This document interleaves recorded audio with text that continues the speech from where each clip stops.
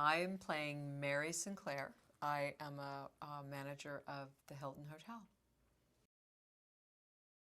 The film is about a rock star who is sort of still getting high and behaving badly, and finds out through his dear friend, a manager, that there was a letter from John Lennon written to him that he never knew about, that basically told him that you can pursue your art and what you love, and you can become successful, and you can become rich and famous, and you don't necessarily have to compromise yourself.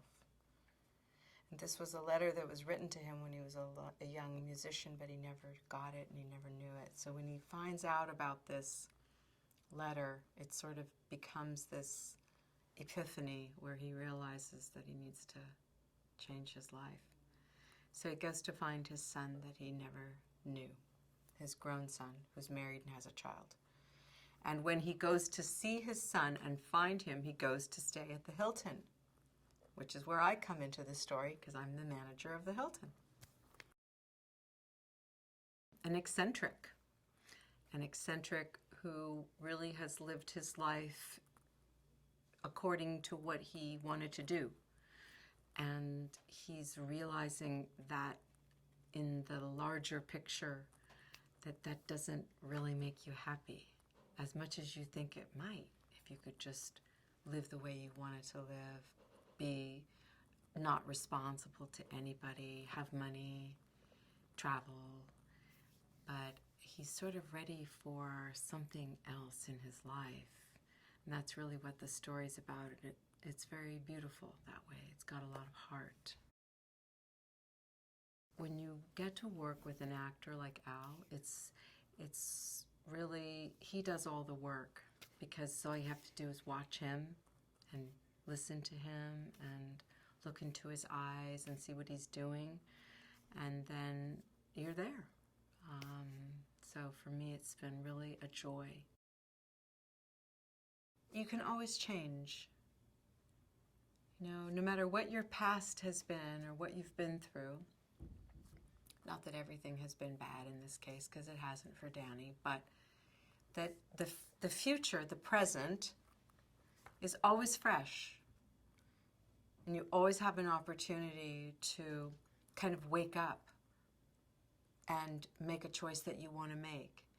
And if you've screwed up a relationship, or if you've left something unfinished, or you haven't apologized, or we all have these circumstances, right, that we live with.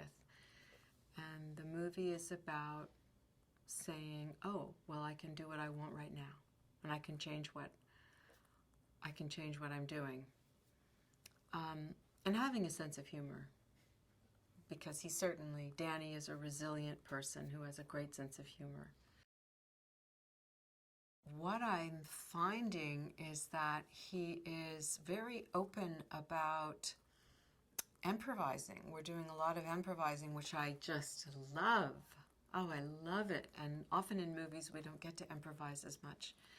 So for somebody, especially who's a writer, a screenwriter, a writer-director, that's unusual, because sometimes they get, they want the words that they've spent so much time and energy and love putting into it. So in this case, we are doing a lot of improvising, and Dan Fogelman is very open to that and very enthusiastic, but he's got real heart, and that is, for me, so joyous.